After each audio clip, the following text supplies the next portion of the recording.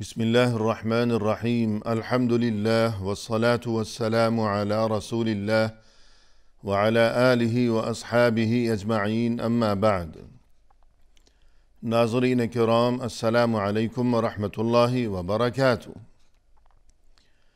مسلمان کے شب و روز کے عنوان سے اس پروگرام کے ہمراہ ہم آپ کی خدمت میں حاضر ہیں، اور آج کی اس ملاقات میں ہمارا موضوع گفتگو ہے المجیب، یعنی اللہ کے جو اسماء حسنی ہیں، اللہ کے جو بہت سے اچھے نام ہیں، انہی میں سے اللہ کا ایک نام ہے المجیب، یعنی دعا قبول کرنے والا۔ تو جب خود اللہ کے ناموں میں سے ایک نام یہی ہے کہ دعا قبول کرنے والا، تو پھر اس کا مقصد یہ ہے، اور اس میں اللہ کی طرف سے اپنے بندوں کے لیے یہی اشارہ اور یہی پیغام اور یہی تعلیم مقصود ہے کہ دیکھو اے میرے بندو، جب میں مجیب ہوں، یعنی تمہاری دعائیں قبول کرنے والا ہوں، تو پھر اس کا مطلب یہ ہوا کہ تم ہمیشہ مجھے یعنی اللہ کو پکارتے ہی رہا کرو، اور یہ کہ نا امیدی اور مایوسی سے ہمیشہ بچتے ہی رہا کرو۔ قرآن کریم میں فرمایا أَمَّن يُجِيبُ الْمُضْطَرَّ إِذَا دَعَاهُ وَيَكْشِفُ السُّوءَ، وہ کون ہے جو کہ دعا قبول کرتا ہے بے قرار انسان کی، اور دور کیا کرتا ہے اس سے وہ اس کی تکلیف کو اور پریشانی کو، یعنی وہ اللہ ہی ہے کہ اس کی شان یہ ہے کہ بے قرار دل سے اگر کوئی دعا، کوئی فریاد، کوئی مناجات نکلتی ہے تو پھر اللہ اسے رد نہیں کرتا، بلکہ اس دعا کو اور فریاد کو اللہ کی طرف سے شرف قبولیت سے نوازا جاتا ہے۔ مزید یہ کہ قرآن کریم میں ارشاد ہوا ان ربی قریب مجیب، یقیناً میرا رب تو قریب ہے، مجیب ہے، یعنی وہ اپنے بندوں سے دور نہیں ہے بلکہ وہ اپنے بندوں سے قریب ہے، اور یہ کہ وہ اپنے بندوں کی دعا اور پکار کو اور فریاد کو سنتا ہے، قبول فرماتا ہے۔ اللہ کے پیغمبر حضرت صالح علیہ السلام نے اپنی قوم کو مخاطب کرتے ہوئے یہ کلمات ارشاد فرمائے اللہ کے بارے میں، پھر ان کی اسی بات کو، انہی کلمات کو اللہ عز و جل کی جانب سے قرآن کریم میں ذکر کیا گیا ہے، یعنی اللہ قریب ہے، اور یہ کہ وہ دعا کو، پکار کو، فریاد کو سننے والا ہے۔ مزید یہ کہ قرآن کریم میں ہمیں اس حقیقت کی جانب متوجہ کیا گیا ہے کہ یہ برگزیدہ ترین ہستیاں، یہ حضرات انبیاء و رسل علیہم الصلاۃ والسلام، کہ جنہیں اللہ کی طرف سے تمام دنیا انسانیت کے لیے اسوہ حسنہ یعنی بہترین نمونہ بنا کر بھیجا گیا تھا، اور انسان کو یہ حکم دیا گیا ہے کہ وہ انبیاء کرام علیہم السلام کی سیرت اور ان کے طور طریقوں کے بارے میں غور و فکر کیا کرے، اور پھر انہی کے طور طریقوں کو اپنایا کرے کہ اسی میں انسان کے لیے دونوں جہانوں میں صلاح و فلاح اور خیر و خوبی کا راز پوشیدہ ہے۔ تو انبیاء کرام علیہم السلام کے جو طور طریقے تھے، تو اسی ضمن میں قرآن کریم میں ایک بات جو کہ بیان کی گئی ہے وہ یہ کہ انبیاء کرام علیہم السلام ہمیشہ اللہ سے دعا و فریاد کا جو معاملہ تھا، تو اس سلسلے میں وہ ہمیشہ بہت زیادہ پابندی کیا کرتے تھے۔ مثلاً اللہ کے پیغمبر حضرت نوح علیہ السلام کے بارے میں قرآن کریم میں یہ تذکرہ کیا گیا، فرمایا کہ وَلَقَدْ نَادَانَا نُوحٌ فَلَنِعْمَ الْمُجِيبُونَ، نوح نے ہمیں پکارا تھا اور ہم تو بہت ہی بہترین ہیں پکار کو قبول کرنے والے۔ مجیب کا لفظ یہاں قرآن کریم میں وارد ہوا، اور ہمارا موضوع گفتگو بھی یہی ہے کہ مجیب، اللہ مجیب ہے، یعنی دعا کو قبول کرنے والا۔ اسی طرح ایوب علیہ السلام کے بارے میں قرآن کریم میں یہ تذکرہ کیا گیا، وَأَيُّوبَ إِذْ نَادَى رَبَّهُ أَنِّي مَسَّنِيَ الضُّرُّ وَأَنْتَ أَرْحَمُ الرَّاحِمِينَ۔ ایوب علیہ السلام نے جب اپنے رب کو یوں پکارا کہ یا اللہ مجھے تو اب بہت زیادہ تکلیف پہنچ چکی ہے، اور یہ کہ یا اللہ تو تو سبھی سے بڑھ کر رحم کرنے والا ہے، تو جب ایوب علیہ السلام نے اللہ کو یوں پکارا بے قراری کی کیفیت میں کہ اب تو مجھے بہت زیادہ تکلیف پہنچ چکی ہے، اور یہ کہ یا اللہ تو سب سے بڑھ کر رحم کرنے والا ہے، تو نتیجہ یہ ہوا کہ فَاسْتَجَبْنَا لَهُ، ہم نے ان کی پکار کو، ان کی فریاد کو قبول کیا۔ فَكَشَفْنَا مَا بِهِ مِن ضُرٍّ، اور انہیں جو تکلیف تھی اس تکلیف کو ہم نے دور کر ڈالا۔ اسی طرح اللہ کے پیغمبر یونس علیہ السلام کے بارے میں قرآن کریم میں یہ تذکرہ کیا گیا، لا الہ الا انت سبحانک انی کنت من الظالمین۔ یونس علیہ السلام نے جب بہت سے اندھیروں کے اندر سے کہ فنادا فی الظلمات، بہت سی ظلمات، بہت سی ظلمتیں، بہت سی تاریکیاں، کہ اس وقت وہ مچھلی کے پیٹ کے اندر تھے کہ مچھلی نے انہیں نگل لیا تھا، مزید یہ کہ وہ مچھلی سمندر کے نیچے تہ میں تھی، اندھیروں میں، پھر مزید یہ کہ اس وقت آسمان پر بہت ہی سیاہ کالے اور گہرے بادل چھائے ہوئے تھے۔ تو اتنے اندھیروں میں سے جب یونس علیہ السلام نے اللہ کو پکارا اور یوں پکارا، لا الہ الا انت سبحانک انی کنت من الظالمین، یا اللہ تیرے سوا کوئی معبود نہیں ہے، تو پاک ہے، یقیناً میں ہی ظلم کرنے والوں میں سے ہوں، کہ غلطی مجھ سے سرزد ہوئی ہے، یہ میری خطا ہے، میں خطا کار ہوں یا اللہ، میں قصوروار ہوں، اور تو بہت پاک ہے، تیرے سوا کوئی معبود نہیں ہے، اس لیے یا اللہ تو میری خطا کو معاف فرما دے۔ نتیجہ کیا ہوا؟ فَاسْتَجَبْنَا لَهُ وَنَجَّيْنَاهُ مِنَ الْغَمِّ، ہم نے ان کی دعا کو، پکار کو قبول کیا، اور ہم نے انہیں غم سے نجات عطا فرمائی۔ وَكَذَلِكَ نُنْجِي الْمُؤْمِنِينَ، اور ہم تو اسی طرح اہل ایمان کو نجات عطا کیا کرتے ہیں۔ یعنی اس آیت میں اللہ عز و جل کی جانب سے ایک بات تو یہ بتائی گئی کہ یونس علیہ السلام نے جب اس قدر پریشانی کے موقع پر اور تاریکیوں کے اندر سے اللہ کو پکارا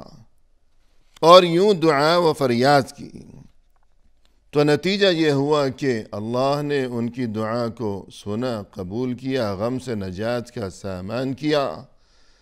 پھر مزید اس آیت میں اللہ عز و جل کی جانب سے اپنے تمام بندوں کو اس خوشخبری سے بھی نوازا گیا ہے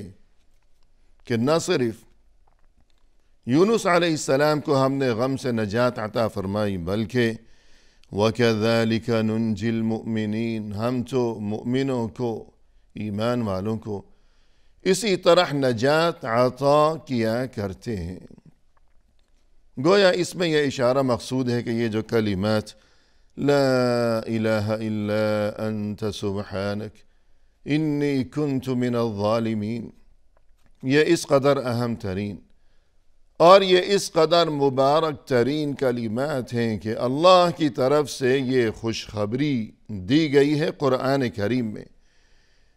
کہ ان کلمات کی برکت سے جس طرح اللہ عز و جل کی جانب سے یونس علیہ السلام کو اس پریشانی کے موقع پر غم سے، پریشانی سے نجات کا انتظام کیا گیا، تو جو کوئی بھی مومن خلوص دل کے ساتھ، سچی نیت کے ساتھ گڑ گڑا کر اللہ کے سامنے پریشانی کے وقت انہی کلمات کے ذریعے اللہ سے دعا و فریاد کرے گا، تو انشاءاللہ اس کے لیے بھی غم سے نجات اور پریشانی سے نکلنے کا انتظام کیا جائے گا اللہ کی طرف سے۔ اور یہاں یہ اشارہ بھی ہو جائے کہ ضروری نہیں کہ انسان بس انتظار میں ہی بیٹھا رہا کرے کہ جب کوئی پریشانی آئے گی تو میں ابھی سے یاد کر لوں کہ لا الہ الا انت سبحانک انی کنت من الظالمین، کہ جب کوئی پریشانی آئے گی تو میں نے یہ پڑھنا ہے، میں نے یوں اللہ سے دعا کرنی ہے۔ یہ مقصد نہیں ہے کہ انسان بیٹھا رہے کہ جب کوئی آفت آئے گی، جب ہاتھ پاؤں ٹوٹیں گے، اللہ نہ کرے خدا نخواستہ کوئی ایکسیڈنٹ ہوگا، کوئی مصیبت سر پر پڑے گی، تب میں یہ دعا کروں گا اللہ سے۔ یہ مقصد ہرگز نہیں ہے، بلکہ مقصد یہ ہے کہ ہمیشہ خوشحالی میں بھی انسان کو چاہیے کہ وہ بیٹھا ہوا مصیبت کا انتظار نہ کرے، بلکہ خوشحالی میں بھی انسان کو چاہیے کہ وہ اس بات کی اہمیت کو سمجھے اور اللہ کے ساتھ اپنا رشتہ جوڑ کر رکھے ہمیشہ۔ جیسا کہ رسول اللہ صلی اللہ علیہ وسلم نے فرمایا کہ من یسرہ ان یستجیب اللہ لہ عند الشدائد فلیکثر من الدعاء فی الرخاء، جس کسی کی یہ خواہش ہو کہ پریشانی کے موقع پر جب وہ اللہ سے دعا کرے گا اس وقت اللہ اس کی دعا اور فریاد کو سن لے، جس کسی کی یہ خواہش ہو تو اسے چاہیے کہ وہ ابھی سے خوشی کے وقت، کہ جب کوئی پریشانی نہیں ہے تو خوشی اور بے فکری کے وقت بھی وہ اللہ کو پکارتا رہا کرے۔ یہ مقصد نہیں ہے کہ انسان بیٹھا رہے کہ مشکل آئے گی تو میں یوں دعا کروں گا۔ قرآن کریم میں فرمایا وَقَالَ رَبُّكُمُ ادْعُونِي أَسْتَجِبْ لَكُمْ، تمہارے رب نے یوں کہہ دیا ہے کہ تم مجھ سے دعا مانگو، مجھے پکارو، میں تمہاری دعا کو قبول کیا کرتا ہوں۔ خود اللہ کی طرف سے دعا کا حکم دیا گیا کہ مجھے پکارو، اور ساتھ ہی یہ خوشخبری بھی سنا دی گئی کہ استجیب لکم، کہ میں تمہاری دعا کو قبول کیا کرتا ہوں۔ ان الذین یستکبرون عن عبادتی، وہ لوگ جو کہ میری عبادت کے معاملے میں تکبر دکھایا کرتے ہیں، سیدخلون جہنم داخرین، وہ تو ضرور جہنم میں داخل ہو جائیں گے ذلت و رسوائی کی کیفیت میں۔ تو اس آیت میں پہلے دعا کا حکم دیا گیا اور یہ خوشخبری سنائی گئی کہ مجھے پکارو تو میں تمہاری دعا کو، تمہاری پکار کو قبول کروں گا۔ ساتھ یہ بات بھی بتا دی گئی کہ جو کوئی تکبر دکھائے گا، یعنی حکم یہ ہے کہ مجھ سے دعا مانگا کرو، اب جو کوئی اللہ سے دعا نہیں مانگتا اور یہ کہ اللہ کو چھوڑ کر دوسروں کے آگے پیچھے دوڑتا ہے، گویا اس کی سوچ یہ ہے کہ نعوذ باللہ اللہ سے تو کچھ ملنے والا ہے نہیں، بس کسی سیٹ سے مانگ لو، کسی بڑے آدمی سے، کسی آفیسر کی خوشامد کر لو تو شاید کام بن جائے گا۔ تو یوں اس طرح کی سوچ رکھنا یہ بہت ہی قبیح ترین معاملہ ہے۔ تو فرمایا کہ مجھ سے دعا مانگو، میں قبول کروں گا، اور جو کوئی تکبر دکھائے گا تو وہ جہنم میں جائے گا ذلیل ہو کر۔ تو اس سے یہ بات سمجھ میں آئی کہ جو کوئی تکبر دکھائے گا، یعنی اللہ کا یہ حکم ہے کہ مجھ سے دعا مانگو، اب جو کوئی اللہ سے دعا نہیں مانگ رہا گویا وہ اللہ کے سامنے تکبر دکھا رہا ہے۔ اور جو کوئی اللہ کے سامنے تکبر دکھائے گا کہ اللہ احکم الحاکمین، بادشاہوں کا بادشاہ، وَلَهُ الْكِبْرِيَاءُ فِي السَّمَاوَاتِ وَالْأَرْضِ، تمام زمین و آسمان میں کبریائی اور عظمت اور بڑائی اور بزرگی یہ تو صرف اللہ ہی کے لیے ہے۔ جو سب سے بڑا ہے کہ اللہ اکبر، اللہ سبھی سے بڑا ہے، جو سب سے بڑا ہے۔ اب جو کوئی اس کے سامنے اپنی بڑائی دکھانے کی کوشش کرے گا تو پھر اس کا کیا انجام ہوگا، یہ بات ظاہر ہے۔ اور جو کوئی اللہ سے دعا نہیں مانگتا تو اس کا مقصد یہ ہے کہ گویا وہ اللہ کے سامنے تکبر دکھا رہا ہے۔ قرآن کریم میں فرمایا کہ وَإِذَا سَأَلَكَ عِبَادِي عَنِّي فَإِنِّي قَرِيبٌ۔ اے ہمارے نبی صلی اللہ علیہ وسلم، جب میرے بندے یعنی اللہ کے بندے آپ سے میرے بارے میں سوال کریں، یعنی جب میرے بندے یہ بات دریافت کریں، یہ بات پوچھیں کہ اللہ کہاں ہے، وہ ہم سے قریب ہے یا ہم سے دور ہے، تو آپ انہیں بتا دیجئے کہ فَإِنِّي قریب، یقیناً میں تو بہت ہی قریب ہوں۔ اجیب دعوت الداع اذا دعان، جب کوئی پکارنے والا مجھے پکارتا ہے، مجھ سے دعا و فریاد کرتا ہے تو میں اس کی دعا کو قبول کرتا ہوں۔ لیکن ایک بات یہ کہ بندوں کو بھی چاہیے کہ فَلْيَسْتَجِيبُوا لِي، کہ وہ بھی میری بات کو قبول کیا کریں۔ یعنی اس آیت میں اللہ عز و جل کی جانب سے پہلے تو بندوں کو یہ خوشخبری دی گئی کہ اے میرے بندوں، میں تم سے دور نہیں ہوں، میں تم سے قریب ہی ہوں، اور مزید یہ کہ میں تمہاری دعا کو سنتا ہوں، قبول کرتا ہوں، لیکن دعا کی قبولیت کے بارے میں ایک شرط اور ایک طریقہ بھی بتا دیا گیا کہ اگر ہم چاہتے ہیں کہ اللہ ہماری دعا قبول کیا کرے تو فرمایا کہ فَلْيَسْتَجِيبُوا لِي، بندوں کو بھی چاہیے کہ وہ میری بات مانیں، یعنی بندے بھی اللہ کی بات مانا کریں، اللہ کا دین، اللہ کی شریعت، اللہ کے احکام، اللہ اور رسول صلی اللہ علیہ وسلم کی تعلیمات پر عمل۔ جیسے کہا جاتا ہے کہ تم میری بات مانو، میں تمہاری بات مانوں گا، تو یوں انسان کو چاہیے کہ وہ اللہ کا بندہ بن کر رہے اور اللہ کی مرضی کے مطابق اپنی زندگی بسر کرنے کی ہمیشہ مخلصانہ کوشش کیا کرے، اور اس کے بعد وہ یہ امید رکھے کہ اللہ بھی میری دعا قبول فرمائے گا، کہ پہلے میں خود تو اللہ کی بات مانوں، اس کی نافرمانی سے اپنا دامن بچاؤں، اس کی اطاعت و فرما برداری کو میں اپنا شیوا و شعار اور اپنا مقصد حیات بناؤں۔ جیسا کہ ایک اور موقع پر قرآن کریم میں فرمایا کہ فَاعْبُدْهُ وَتَوَكَّلْ عَلَيْهِ، اے انسان اللہ کی عبادت کرتے رہو اور پھر اسی پر توکل کرو، کہ پہلے اللہ کی عبادت کرو،